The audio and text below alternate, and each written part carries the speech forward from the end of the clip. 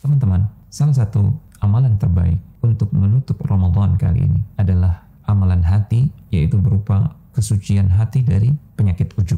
Ini penting karena ujub itu bisa menghapuskan semua amalan yang telah kita lakukan di bulan Ramadan. Sebagaimana yang telah kita ketahui bersama, penyakit ujub adalah penyakit ketika seseorang bangga melihat amalnya, silau memandang dirinya, dan dia merasa telah berjasa kepada Allah Subhanahu wa Ta'ala dengan ibadah yang telah dia lakukan. Dan penyakit ujub ini akan melahirkan al-kibr, yaitu kesombongan, memandang diri lebih hebat atau lebih suci atau lebih baik dibandingkan dengan hamba Allah yang lain, merasa diri lebih tinggi kedudukannya di sisi Allah Subhanahu wa Ta'ala dibandingkan dengan hamba Allah yang lain. Dan ujub itu bisa terjadi pada perkara duniawi. Seseorang bangga dengan harta yang dia miliki, yang kemudian melahirkan kesombongan, menjadikan dia merendahkan orang lain yang tidak memiliki sebanyak harta yang dia miliki misalkan. Ujub bisa terjadi pada kekuasaan atau status sosial yang dimiliki oleh seseorang. Dan ujub yang paling parah adalah ujub dalam masalah agama, ujub dalam urusan ibadah. Allah Subhanahu wa Ta'ala sangat membencinya. Maka jika seseorang diberikan kemampuan dan taufik oleh Allah Subhanahu wa Ta'ala untuk melakukan suatu amal saleh, misalkan dia mampu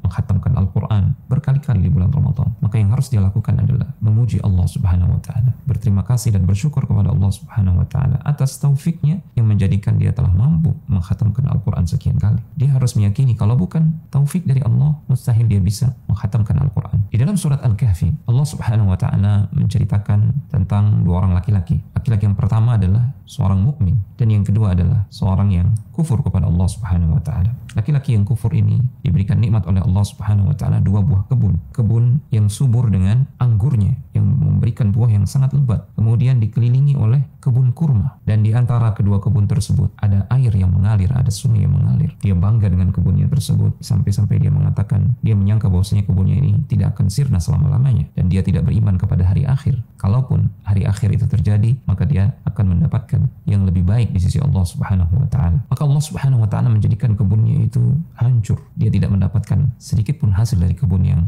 dia banggakan tersebut. Lantas temannya yang mukmin memberikan nasihat kepadanya. Allah sebutkan nasihat ini di dalam surat Al-Kahfi ayat yang ke-39. Walaula idh dakhalta jannataka qulta ma syaa Allah la quwwata illa billah. Kenapa ketika engkau memasuki kebunmu engkau tidak mengucapkan masya Allah la quwwata illa billah? Semua ini terjadi, kebun ini bisa ada karena kehendak Allah Subhanahu wa Ta'ala. Kalau bukan karena kehendak Allah, mustahil. Mustahil semua anugerah dan kenikmatan itu bisa ada dan bisa dia rasakan. La quwwata illa billah. Tidak ada kekuatan kecuali dengan pertolongan Allah Subhanahu wa Ta'ala. Ucapan ini, ucapan masya Allah la quwwata illa billah, kata para ulama, bisa menghilangkan ujub dari hati kita. Hendaknya kita membacanya dengan penuh penghayatan dan penuh pemaknaan bahwasanya semua apa yang kita miliki itu semua bersumber dari Allah Subhanahu wa Ta'ala. Kita sama sekali tidak memiliki andil. Nikmat itu bisa ada pada diri kita dan selalu ada pada diri kita. Kita sama sekali tidak memiliki andil. Kalau Allah menghendakinya sirna, dia akan sirna. Maka jangan pernah merasa bangga dengan nikmat yang ada pada diri kita, seakan-akan nikmat dan anugerah tersebut itu terjadi atau dia muncul karena kehebatan kita. Kehebatan kita